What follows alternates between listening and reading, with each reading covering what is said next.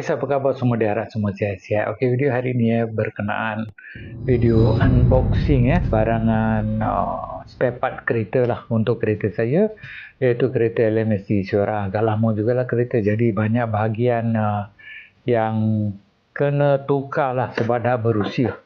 Okey, yang ni aku beli daripada RS Auto dekat Shopee.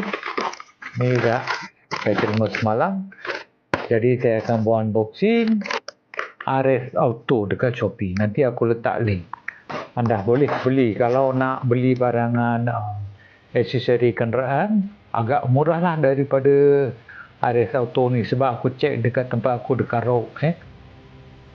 Setiap kedai aku pergi, barangan ni satu set aku beli rack end 2 sepasang dengan dia punya cover getah 2. Jadi dekat sini dia kata RM18 cover getah satu saja sebelah.